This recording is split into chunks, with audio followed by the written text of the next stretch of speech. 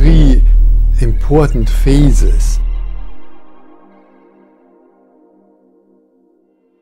And the first phase is preparation.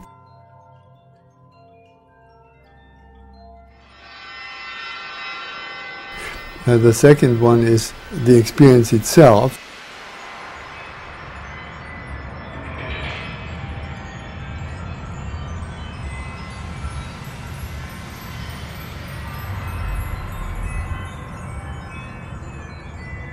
And the third one is the processing afterwards.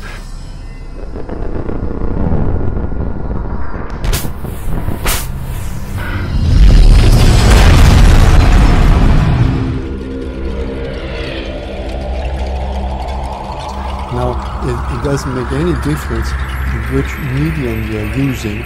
These three phases will always be there. It's just absolutely clear to me that consciousness is not possibly the product of the brain. It exists or can exist independently of the body, and that it's at least an equal partner, or possibly supraordinated to the world of matter.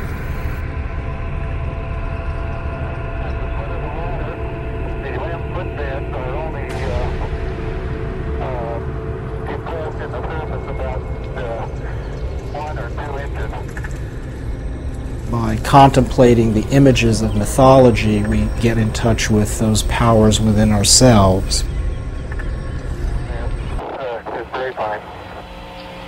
I'm going to step off the limb now.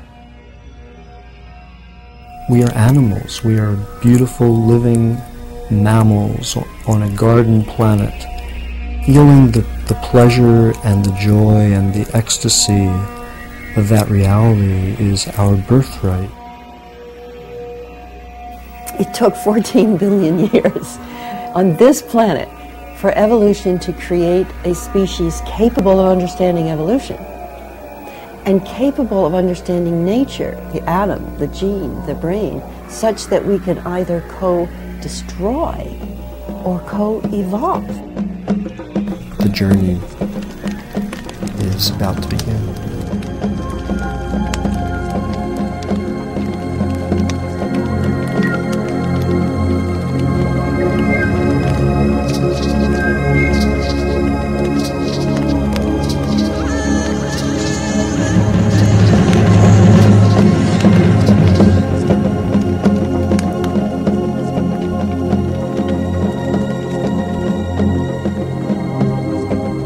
Noosphere, the hyperorganism consisting of the interconnected totality of all sentient beings and the higher level of consciousness possessed by it.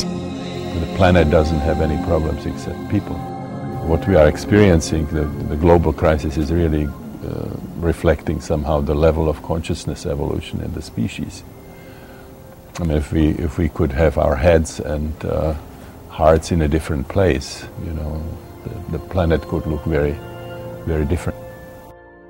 Joseph Campbell did so much to bring to our consciousness the fact that the world's mythology, as vast as it is has a single theme running through so much of it, of the hero's journey. And he saw three phases to this hero's journey: separation, initiation, and return. Exploration of the stranger and odder areas of the human mind. I mean, this is one of the things which has emerged, I think, in recent years. Not only is the material universe incomparably larger and stranger than we used to give it any credit for, but the mental universe is also larger and stranger than we give it credit for. That we carry about inside our skulls an extraordinary world, a visionary world, a mystical world.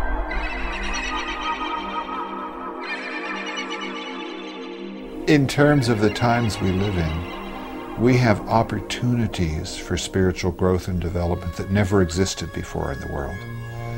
We have the whole world's spiritual riches potentially available to us. Now, the way it's almost always been when most people never went more than 20 miles from their home village is you were lucky if there was a spiritual teacher around at all, and you were lucky if the way that teacher taught fitted your personality at all so you could actually get somewhere with it. We have a way of sort of valuing the rational aspects of our intellect and subordinating and actually sort of eradicating these kinds of experiences like intuition or direct knowing from children. We're living in a very interesting time. The civilization that we call Western techno-industrial civilization is simultaneously becoming global and collapsing. As far as we know, historically, that's never happened before on this planet. I mean, civilizations have collapsed before. Rome collapsed. It collapsed from inside. Why? Because it depleted the granaries, the North African granaries. You have no bread to feed the soldiers. Forget it. The military, your military won't fight if they don't get fed. They didn't think about that, you see. The military, the empire always wants to expand, right? It's just like now. Just expand. We can do it. We've got the greatest military in the world. Well, it's not going to do you any good, you see. If you can't feed the soldiers, if you can't pay for it. There's elements within the culture that want to keep things the same. That's true of the economy and politics too, see. People who have power want to keep power. People who have wealth want to keep the wealth. That's the primary motivation. Capitalism, what's called the neoliberal model, is a dysfunctional system. It's not life sustainable. It doesn't support all of life. And half the population on the planet is living at a poverty level. 1 billion people who are permanently hungry. Tens of thousands of families who live full-time on a trash dump in Manila or Mexico City. You can't by any stretch of the imagination call that a civilization. The ecosystems on the entire planet are being stressed and overstressed to the maximum of their carrying capacity. Population is increasing exponentially, so vastly increasing demand on ever decreasing resources. It's a runaway system. The best estimates are that a quarter of mammal species will be extinct in 30 years. Half of all species of life will be extinct in 100 years. All species of the next couple of decades are going to see tremendous dislocations and turbulence. We are an integral part of nature. In some sense, the human being is like an expression of nature, which nature sort of perceives itself. It's like a sort of extension, of nature, and deeply embedded in nature and interconnected. And this is something that we lost, the awareness of this embeddedness and of this connection.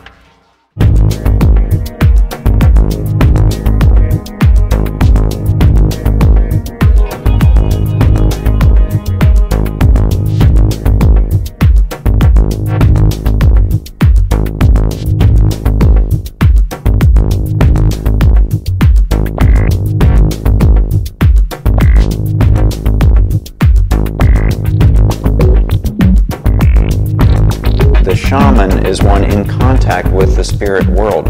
Who is this like for us in the West? This is like Christ, Buddha, any of the awakened ones who have traversed the full spectrum of being.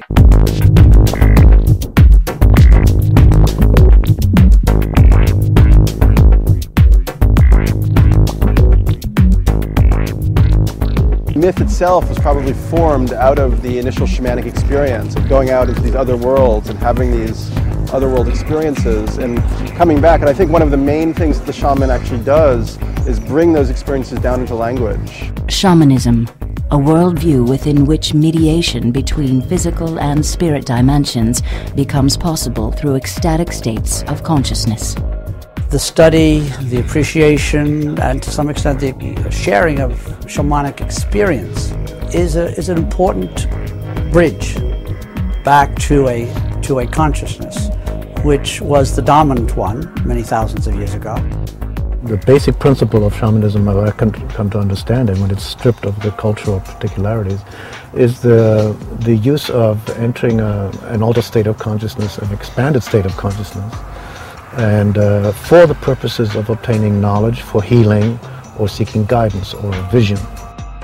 Several of the earliest mystery cults in the Greco-Roman world were catalyzed by contact between Greek culture and a shamanic culture to the north of Greece, in places like Thrace and Scythia.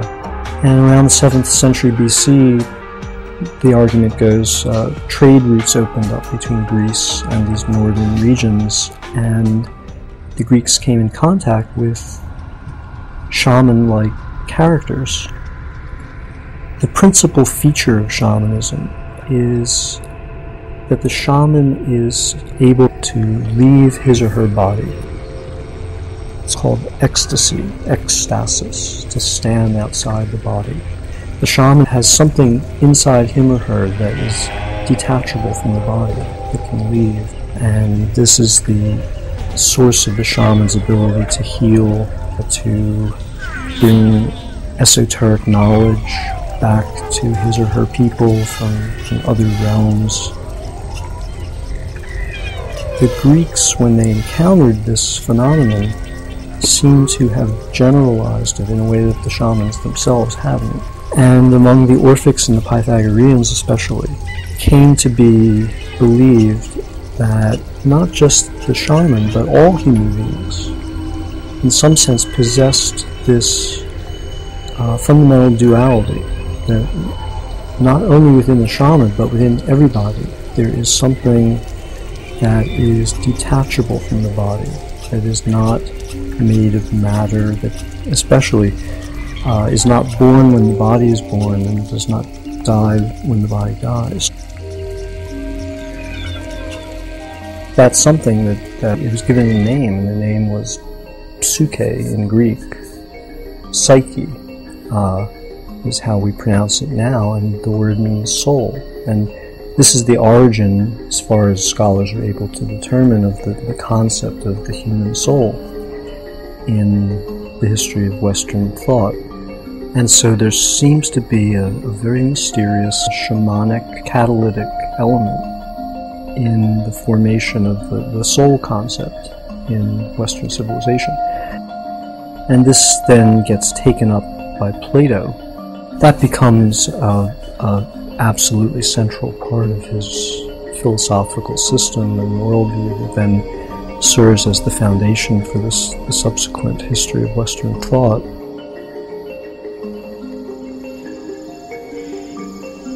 So just at a sensory level, a culture that is in harmony with its environment is more attuned to the subtleties of the environment in which it exists.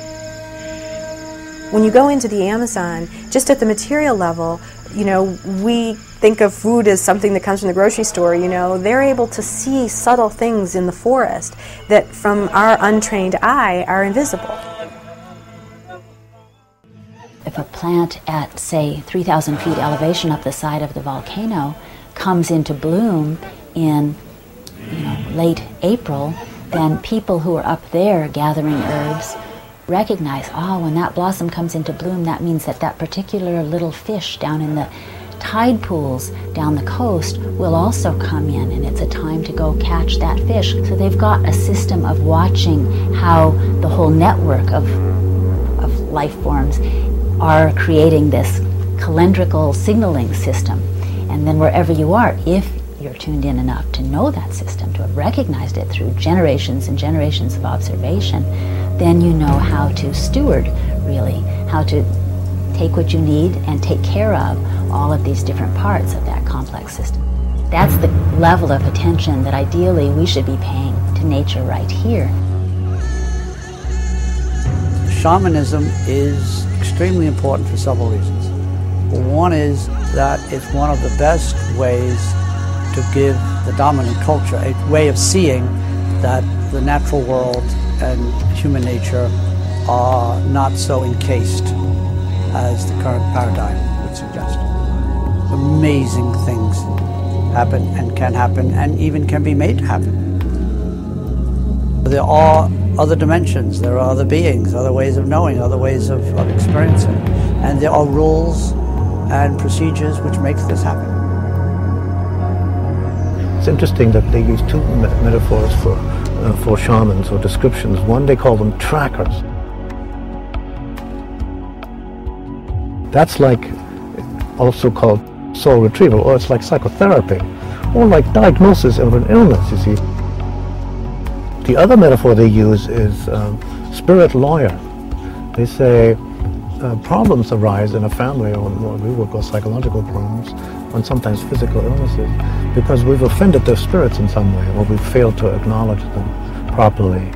And the shaman being the one who knows the spirit world and how to access it, and who knows the songs and the names of the spirits. That's like having the access code, in computer language, or the telephone number, how to get hold of these people, these beings. They're spirits of the environment, like the waterfall or the forest or the river, and so we don't do that. If we went to a shaman and he might say, well, your problems come from the pollution in the river. You guys need to clean up the river. How can you expect to be healthy? Our worldview in terms of healing involves when you're ill, you go to the doctor, and the doctor gives you a pill or does a surgery, and then takes something out or puts something in to your system. So supposing you live in a South American community and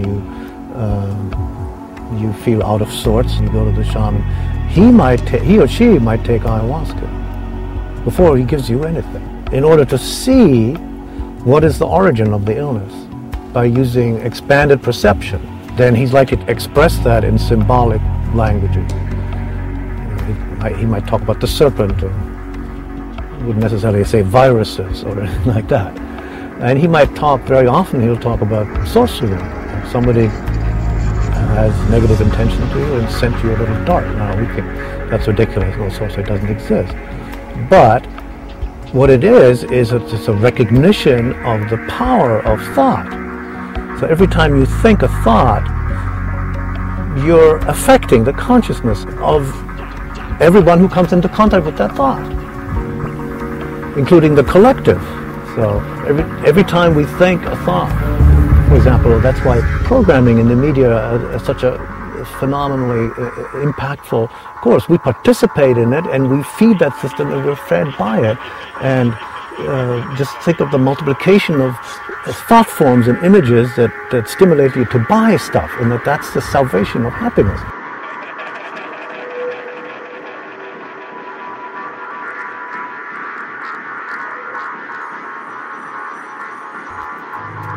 Disenchantment, the radical dislocation of the ground of meaning from the world as conscious intelligence to the human self alone.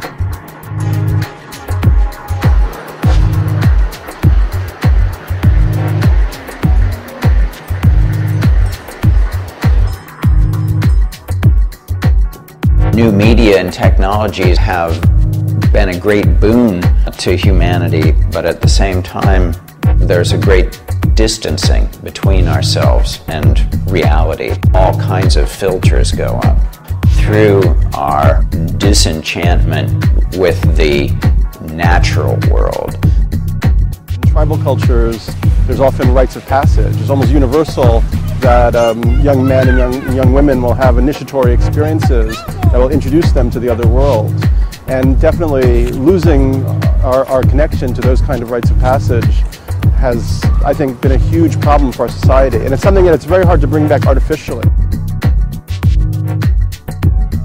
One of the characteristics of the modern world, the modernity, is that the universe is disenchanted. It's a very, very important concept. The Earth, the galaxies, even in a certain sense, the world of plants and animals is disenchanted. So there are many ways that this disenchantment happened in the last 400 years or so. Similarly, there are many attempts to re-enchant. What Weber specifically meant by disenchantment is the modern mind's assumption that everything about the world is ultimately understandable in such a way that it can be calculated, predicted, and potentially controlled. That quality of mystery and soul has been withdrawn.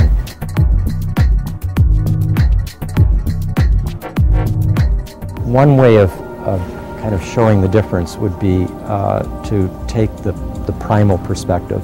When a primal person, from traditional indigenous cultures, when they would walk out into the world, they would experience spirits in the forest and presences in the wind and in the ocean. The worldviews of the pre-industrial cultures all have tremendous spiritual focus. Spirituality is an important dimension of existence. Besides what we perceive in everyday life, there are also invisible dimensions of reality, sort of inhabited by, what we can call today archetypal beings, realms that have sort of this archetypal mythological dimension. Archetype, an autonomous form in the primordial psyche that structures and impels all human behavior and experience. Well, archetypes are principles that really inform the whole history of Western thought. I mean, it's kind of the concept around which Western philosophy and later psychology revolves. Behind the Platonic understanding are the gods and goddesses of the ancient imagination, so that you have basically, let's say with beauty, it's personified as Aphrodite in the Greek mythic imagination. In the Platonic understanding, in the ancient understanding, the entire cosmos can be seen as governed in this way. But by the time you get to the modern era, archetypal principles, or gods and goddesses, are seen as the result of human projection or human generalizations. Our mind imposes on the chaos of phenomena certain ordering principles which ultimately come from the subject. So from this primal point of view, there is a continuity between the human interior consciousness and the interior of the world. And the human being can participate in the soul of the world because the world is ensouled. The Western worldview is very, very different. The pragmatic, naturalistic worldview is very different. The only reality is the material world. These other dimensions that the native cultures are interested in, they are either sort of result of some kind of a lack of education, primitive, magical thinking, or they are outright psychopathology. It involves direct experiences of these states. The primal perspective is enchanted, and the modern perspective is that of a disenchanted world. Now, how did this shift happen? I mean, what I've just described is something that is particularly evident from the time of Descartes. Later, 17th, 18th, 19th, 20th century science and philosophy is basically disenchanted, by and large, with the exceptions of the religious statements that Einstein will make, or that you have a Whitehead or a Teilhard. But by and large, modern science has disenchantment built right into its essential point of view. The Achuar peoples are also interesting because they practice collective dreaming. Every morning they wake up and they share the content of their dreams. And they do this because they believe that nobody dreams for the individual. I mean, they have individual dreams, but their larger purpose is to help them understand the collective experience. So a person will wake up in the morning and they'll share a bit of their dream, and then somebody else will share, and somebody else will share, and it's usually the elder of the household unit that then interprets this.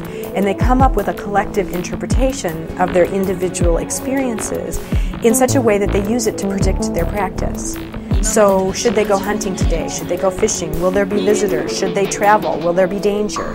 These kinds of insights about the future come through the sharing of dreams. So it's not just a luxury to share your dreams with one another, but it's actually a social responsibility. So subjectivity is highly honored and esteemed for its reliability, rather than suspect for its unreliability because it can't be easily measured. The modern disenchanted perspective didn't emerge completely ex nihilo with the 17th century and Descartes. It was prepared for by the whole evolution of Homo sapiens, going back to the first use of tools, the first linguistic and religious civilizations. You begin to have the differentiation of the human self as a subject acting upon the world as an object. So that's kind of begins the whole process that leads to the kind of radical disenchantment that we have in our time, the objectification of the world. We have been living in a society that separates us, and we assume that, as a human being, we are these isolated entities contained within this skin and, this body. And yet other cultures see it very differently. And there are more and more reasons to believe that it is a more relational rather than isolated world we live in. And relational at some really core fundamental levels. It's not only about recognizing the importance of living in society and living in right relationship in terms of our social intercourse, but really recognizing that perhaps we are all part of a more complex, interconnected system that isn't simply physical, but that actually may have some metaphysical or transpersonal components or qualities.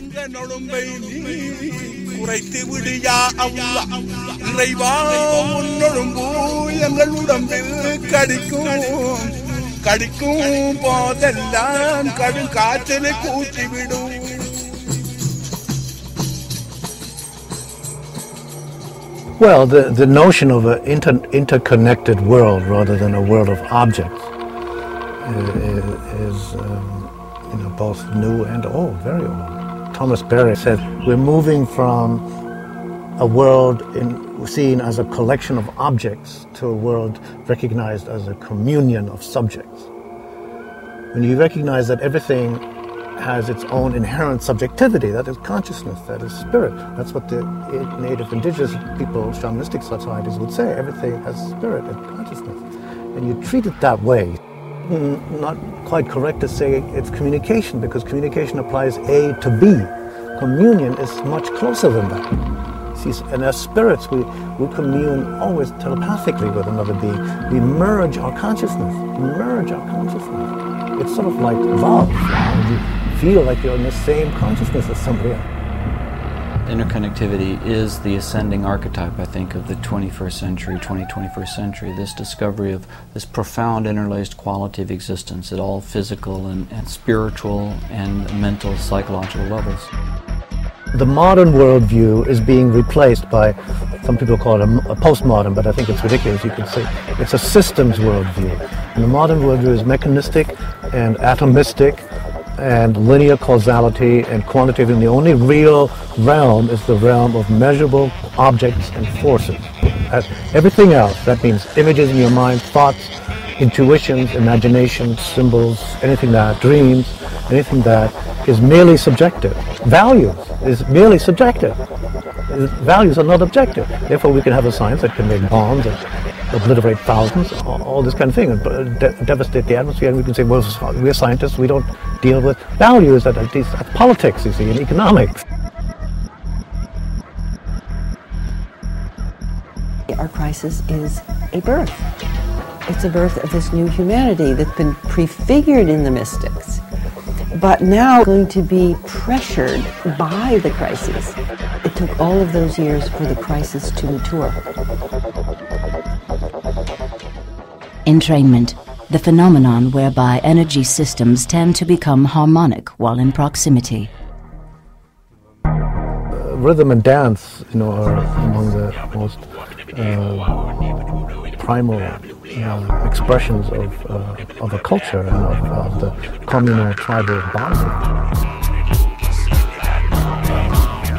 Music may be older than language. So in a sense, music may be the most ancient of human activities, and it very well may be the case that it is one of the things that makes us human, that began to distinguish us from our hominid ancestors in terms of music. One is the late ethnomusicologist John Blacking.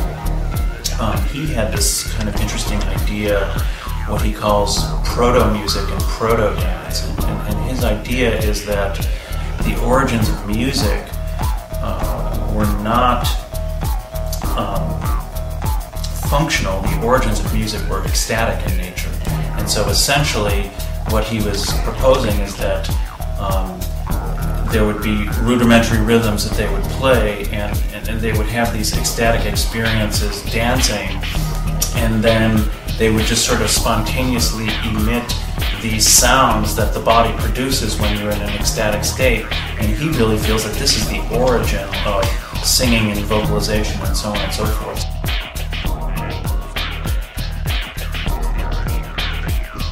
There are multiple ways of knowing in consciousness, so it takes multiple forms. We often think about it as a rational, in the brain kind of sort of definition for consciousness, but it's also clear in studying the various aspects of the body that the heart, for example, has its own intelligence and its own way of knowing. It's a very strong electrical field. There are ways in which the heart and one person's heart and another person's heart can actually become entrained when they're in proximity. So this begins to lead toward the idea of our connections and the kind of collective consciousness that can occur, from our heads and our hearts, and hopefully from our souls and beyond. In Aboriginal cultures, and even in our postmodern kind of recreations of raves and festival culture, music and rhythm are a driving connective force that creates a kind of collective entrainment. But the basic beat functions to entrain for what's called rhythmic entrainment or auditory driving of brainwave beats, like the alpha wave and the theta wave. In other words, we're sitting here right now, I have my brain state, you have your brain state, they may or may not be similar to each other, but if I put on a rhythmic piece of music and we start tapping our feet in rhythm to it, then essentially it's a very effective way of training us to enter a similar brain state. When people gather together and resonate on the same frequency, everyone's brought into alignment with the beat.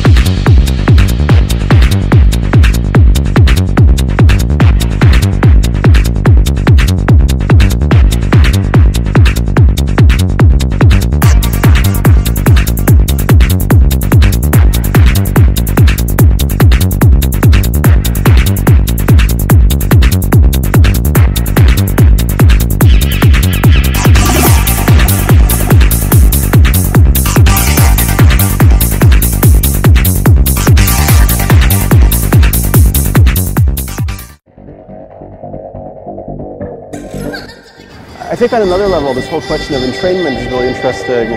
So I would say one thing that we're going through in our culture now is entrainment to and through technology.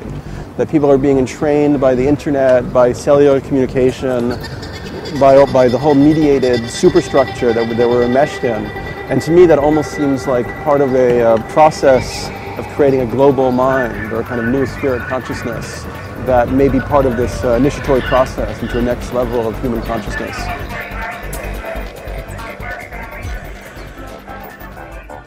Entrainment means that all the rhythms come to be harmonic to each other, not necessarily the same beat, but harmonic to each other.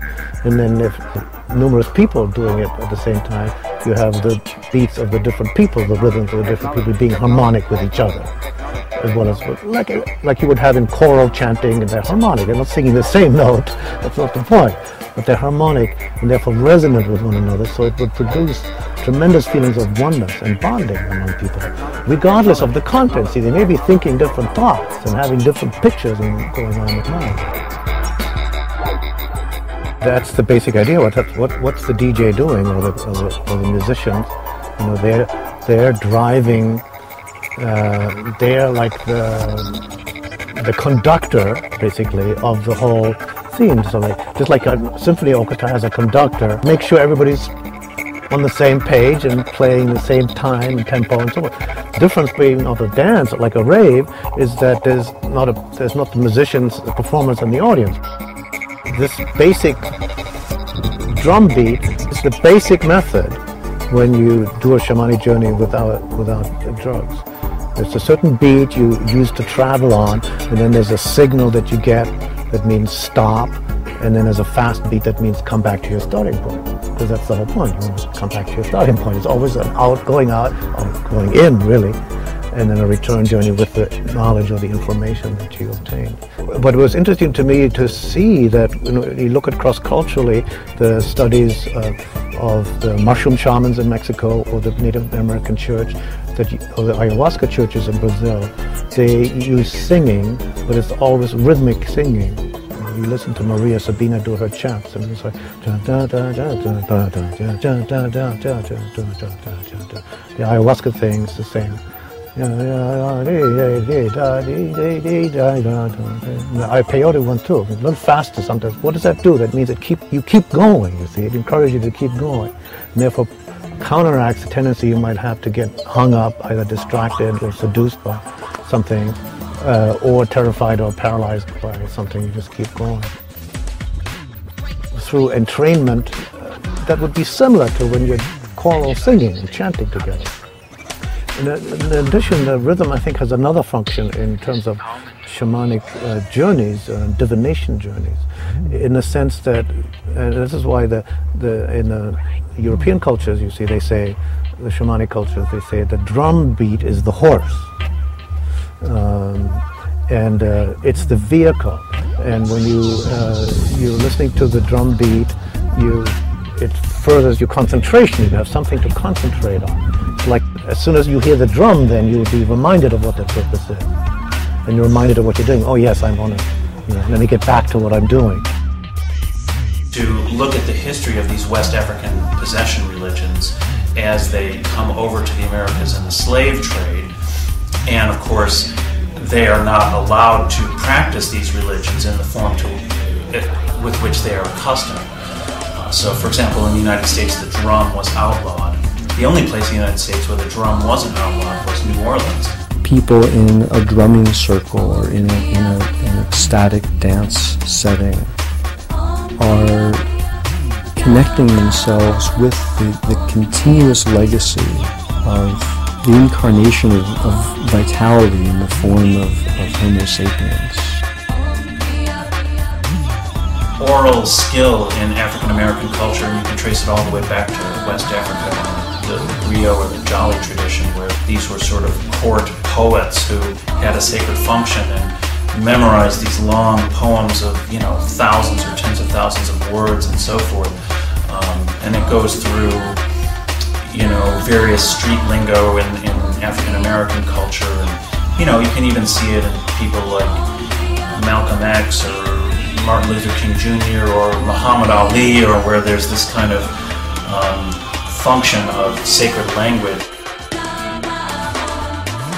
And this is where the word flow comes in, because essentially they're improvising, and they're just, and so there's a certain level that you get to where your conscious mind just sort of steps out of the way and the words just flow. We have, I think, for the last 40,000 years, since self-consciousness had been developing individuality. And maybe the whole development of ego is necessary in order for us to become individuals who are not embedded in nature and just purely children of God. So out of that, we have individuated right up to the edge of individualization destroying us.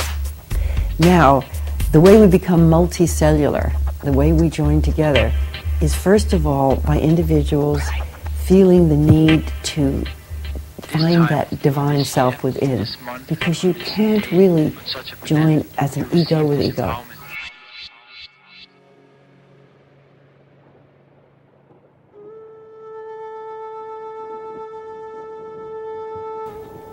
There are many ways you can induce these non-ordinary states. We had, about 8 years ago, we had a conference in the Amazon in Manaus, the International Transpersonal Association. And the conference was called The Technologies of the Sacred, Ancient, Aboriginal and Modern, where we explore these many different ways you can change your consciousness and induce these states. So psychedelics are not the only way. You can do it by fasting, by dancing, by sensory deprivation. We developed the holotropic breathwork, where you can use different things related to breath to really change your consciousness. And music and sound, particularly percussion, specific frequencies, are one of the most powerful ways of inducing these states. So there are many Aboriginal cultures that can use just these non-drug techniques and get people into very, very profound trances. And if you combine it now with psychedelics, you get a very, very powerful package. No doubt, Paleolithic people were drumming and dancing and feeling that ecstasy. And in doing it ourselves, we are reconnecting with the root of our being that we have lost. Religious traditions have, throughout the centuries, throughout the millennia, have used psychedelic substances with religious ritual and for transformation. Rite of passage. Any ritual or ceremony wherein a participant crosses a threshold, demarcating a transformation of their state of being. It was tremendous loss for our culture when we sort of discarded the rites of passage. It's really responsible for much of the pathology in our culture. We see it, today, particularly in the situation where young people create their own, frequently, not so constructive rite of passage, but there's a need somehow that they feel for some ritual events, and if they are not being offered in a sanctioned way by the culture, they create their own. In most archaic and non-literate cultures, there is some form of initiation into adult society, and it can take the form of an ordeal, abandonment in the wilderness, or a psychedelic experience. And in cultures that use psychedelics, this is one of the things they traditionally use them for. And to me, what it means is when you are finally old enough to take psychedelics, you are old enough to step behind the cultural mask. You're now learning that all those fascinating spirits, demons, and magical phenomena are in fact effects in the hands of technicians and theologians who are guiding the society. So in a way, in these archaic societies, what's being said is you're not fully informed as to how society works and as to how your own body works until you have assimilated this lesson. It's similar to sexuality, but unlike sexuality, it's not biologically determined or scripted into life's story. So it's sort of something which must be brought forward by intent. The potential that entheogens have for rites of initiation is great. I was 21 when I took LSD for the first time, and I'm glad I waited. I think it did introduce me to a new potential that I formerly was unaware of.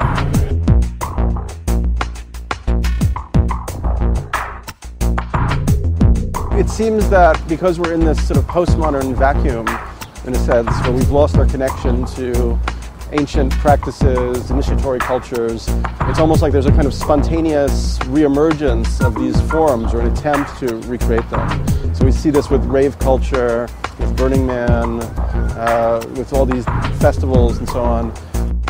Another function of the rite of passage is to give these initiates kind of empirical evidence for the worldview that the culture looks like, that there are really these other dimensions. And this is very different from what happened in the 60s. People in our culture who had these experiences, they got alienated from their culture because suddenly their worldview was completely different. They're living in this pragmatic, materialistic culture, and they suddenly have a kind of a mystical worldview. So there's a very problematic handling of that interface.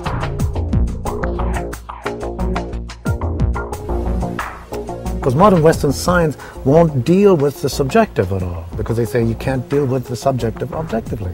And that's a mistake. That's a historical accident, of the way science developed out of the split between science and religion in the 16th century, where the scientists needed to find out, they needed to find a way to work with the church, because the church was the controller of knowledge. They were the ruling ideology of the time, literally, what the Pope. So Galileo had to work it out with the church. He couldn't say, as he tried to say, look to the Vatican guys, look through the telescope. I said that Jupiter has moons, and they said, no, we don't need to look through your stupid telescope. We know Jupiter doesn't have any moons, because if it did, Aristotle would have told us so. My hope was that science and the scientific method and Western approach, which was disconnected and unbalanced, but that if we could merge it with these technologies that brought forth the unconscious, and look at them with the scientific method, that together, pairing those things together, that we can help people heal from emotional wounds and also from a primary identification with their race or their religion or their country or their gender. The discovery of psychedelic effects of LSD and the discovery of the atomic energy, the atomic bomb came at approximately the same time within the Second World War, and so many people speculate that as humanity was moving, to this possibility of complete destruction of life on Earth, there's also an instrument, a tool came in that could sort of reverse that destructive and self-destructive course.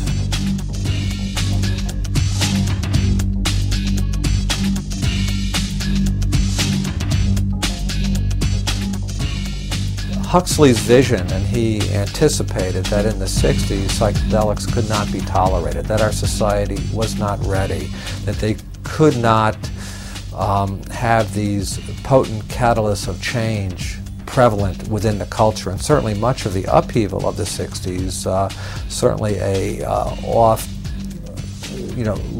little appreciated force to the cultural turmoil, the counterculture, the political opposition movements, was the fact that millions of people had on their own experimented with psychedelics.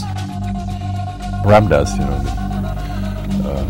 former kind of psychedelic researcher who was fired together with Leary and Ralph Metzner from Harvard. And he, as a result of his experiences, ended up in India with Karoli Baba, a very powerful guru. And when they discussed LSD, his guru said, the Western culture is so enmeshed in the material world that it had to be something very powerful that came in, and it had to come in some kind of material form for that, in a way that the Western culture understands, but at the same time that is powerful enough to awaken, them from this kind of hypnotic fascination with the world of matter.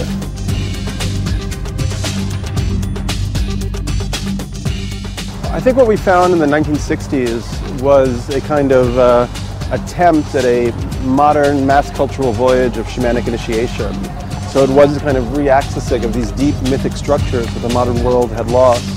It's not until a person has a mystical experience that they wake up to this entire dimension of being. And then it's very real because they've had an experience of it. They've looked through the microscope or the telescope. Now we're in a condition where we can be initiated into these worlds. Concrescence, the process through which seemingly dissimilar phenomena are integrated into a coherent whole.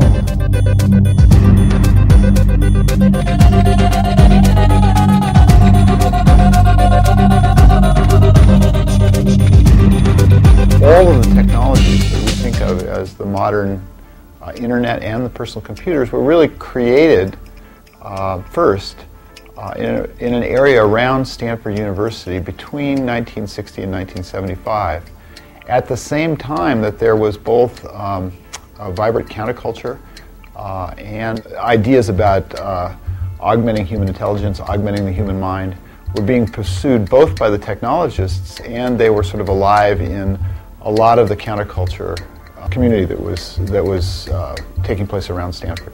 The technology didn't emerge in the vacuum. Technology is actually mediated by things that are going on in society, whether they be politics or economics or culture. In 1965, 1966, there were two men on either side of the Stanford campus. One was John McCarthy and one was Doug Engelbart. McCarthy was leading a research group that wanted to replace the human mind.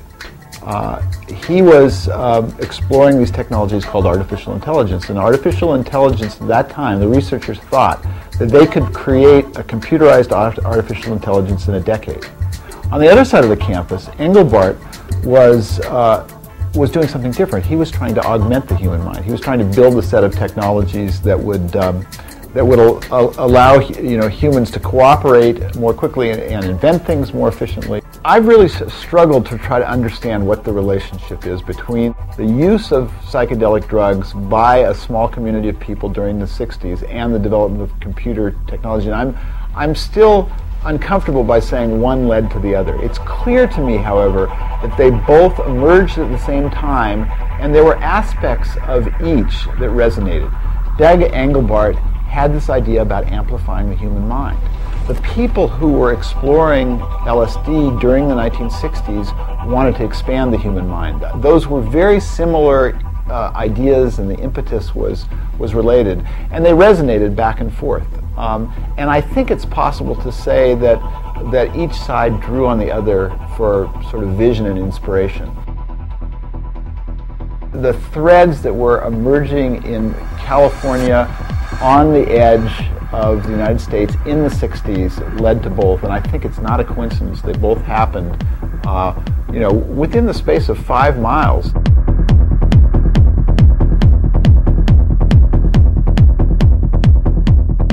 The interesting thing about Engelbart is that he was willing to experiment with all kinds of ideas, from psychodrama to psychedelic drugs, to new computer technologies, to ideas that were taken from Mao's Red Guards.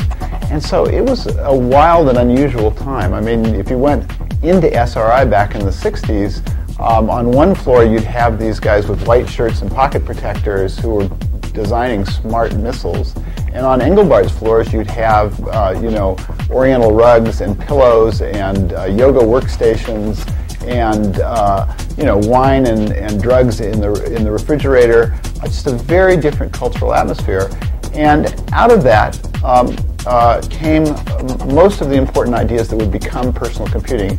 In 1968, in December, Engelbart sort of brought everything that his research group had developed during the 60s together in one just amazing demonstration that was given at Brooks Hall at the Joint Qual Computer Conference.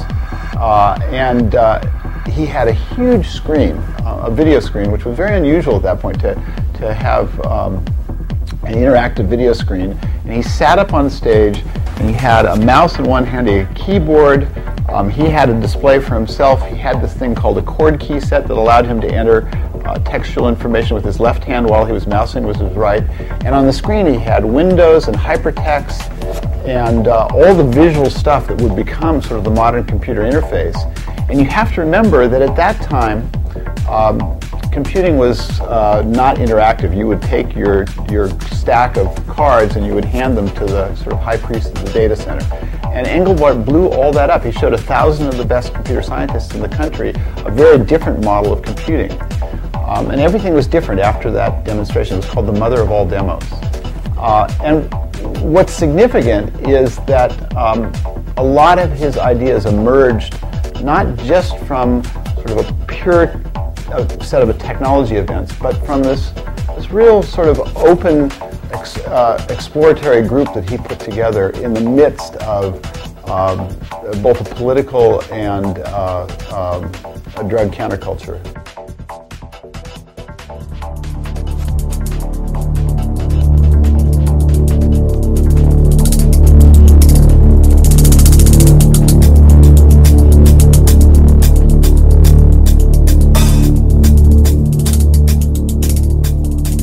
ecological crisis is taking place, and that more global consciousness is taking place, and that psychedelic awakening is taking place, and feminism. All these things are happening. One other thing takes place, and that is the first view of the Earth from outside the Earth, beyond its atmosphere, and some human beings, who represent, in a sense, all human beings, have been in a position of being able to look back on the Earth, and then photographs have been brought back, which we've all seen. A perspective is given that was simply impossible before.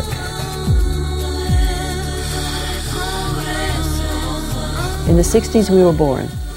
We got off the planet and we saw ourselves as a living body. We had the Beatles music, we had the substances that expanded our consciousness, we had the awakening of the women, and we had the environmental movement. All of this late 60s, early 70s.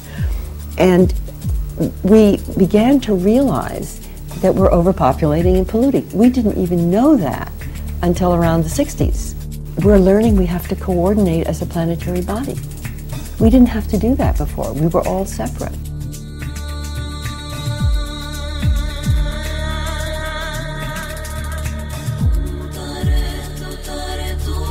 Medicine. Any mediation necessary to correct a diseased state of being. Obviously, Americans are least of any people in the world afraid of drugs, because there's a drugstore on every corner. So if they are so afraid of mind-expanding drugs, obviously it's the mind expansion that they are afraid of.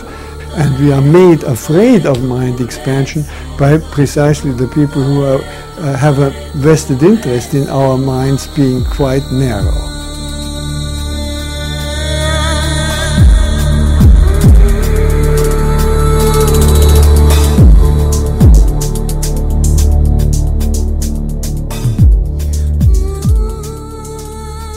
What's happening is these chemicals have the capacity to expand consciousness in ways that we're just not accustomed to thinking. So it's opening up the envelope of consciousness into new territories for us to think about and to try to imagine.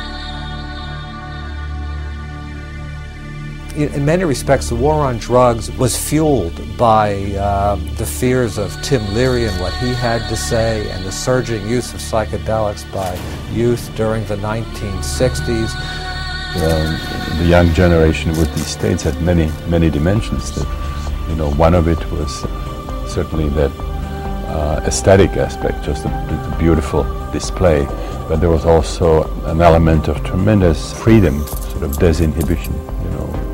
All the sort of cultural restrictions being kind of a Dionysian element, breaking into consciousness. And then I think even people did not have specific healing intention, that something within them felt there was a kind of a therapeutic potential, that you could heal. You could heal emotionally, you could heal psychosomatically. And then, of course, there was that other dimension, which is the opening of the spiritual aspects of life.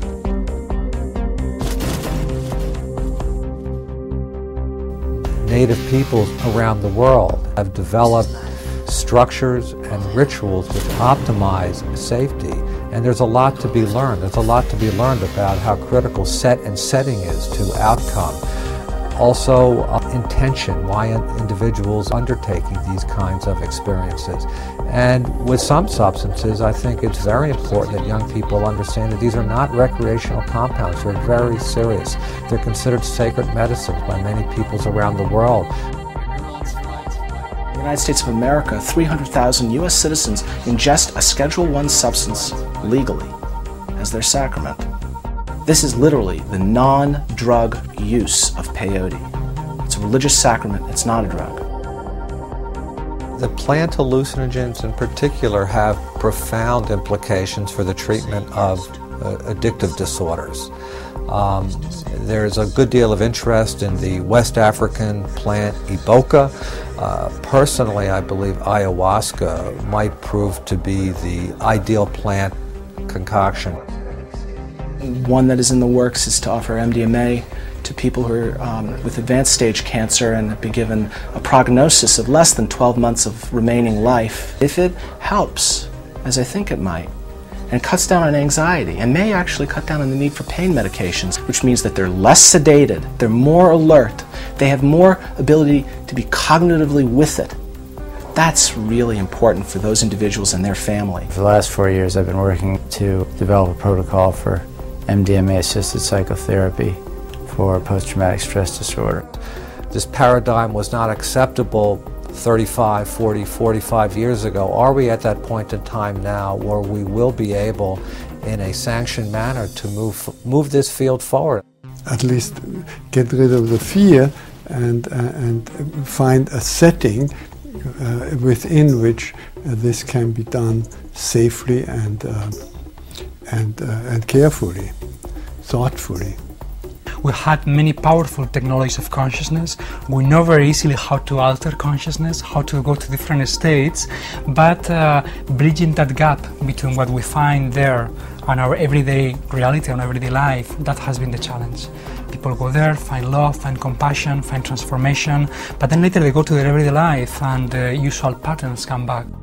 This is not a black and white thing. All medicines can have good applications and have side effects and be dangerous in the wrong circumstance.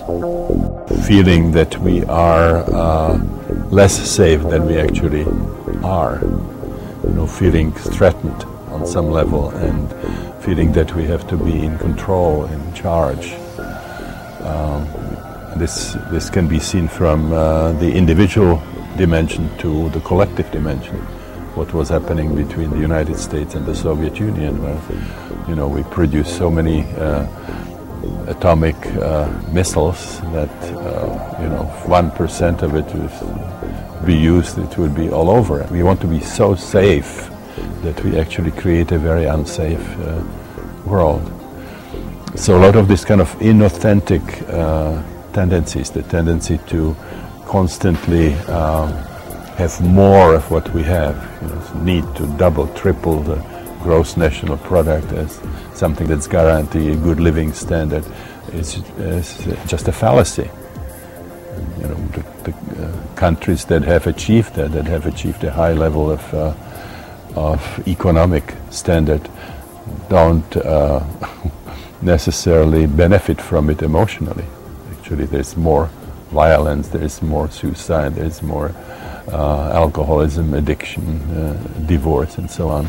So there is no connection, direct connection between economic achievement and sense of well-being. We're all in it together, and we are kind of synergistically looking for answers in a way that involves, a lot of the deeper wisdom that comes from self-exploration, self-understanding. Enantiodromia, the process by which something is transformed into or revealed as being the same as its opposite. So the idea is to work on the body, to work on the heart, to work on the vital world, so that those structures become more porous and permeable to both energies, the energy of life and the energy of consciousness. And it is the alignment between those two energies what we are finding and have been finding that is extremely powerful for this kind of more holistic transformation of everyday life. As soon as I'd had one experience, I thought this is by far the most interesting thing that I've ever come across, that I could ever imagine happening. It changes radically the way you look at it and think about reality forever afterwards. It doesn't necessarily make you enlightened, not at all, but it changes and enlarges your perception and your perspective and your understanding. It's more critical now than ever because we do have even more devastating technologies, more hatred going on right now. It's a pivotal time in the world. So I hope the beauty of these experiences be our source of inspiration and healing as we move forward. Science has verified that the mystical experience is repeatable. And so now we have a basis. Now we have an injunctive religion, a truth that can be tested and has already been tested in the court of science. And you can't get more proof than that, except taking it yourself. How do we collectively dream, and how do we begin to co-create a better dream for the future of humanity? And I think that's our challenge and our opportunity as we live at this time of convergence where there are so many different worldviews and belief systems and ways of engaging reality. How do we seek that as an opportunity for creative convergence and the articulation and sharing of some new stories, some new dreams about our future possibilities? The key, in my opinion, would be to facilitate the rapid connectivity of that which is emergent, creative, right now. Goethe, who said that one person by themselves can accomplish little, but the person who unites him or herself with others at the right time can accomplish great deeds. I think Jung had a very, very important idea that we should somehow live, part of our life internally. We should do deep self-exploration, which also means transformation, and then combine somehow in our everyday life the deep knowledge and wisdom that would come from these inner states. And so the announcement needs to go forth. The quest is on.